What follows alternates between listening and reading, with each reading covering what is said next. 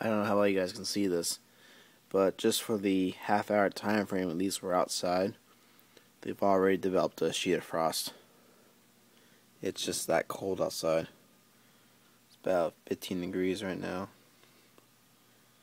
So yeah. Well, that's it for the New Year's Fire Alarm show. I hope you enjoyed it. Happy New Year's, guys. I'll see you guys later.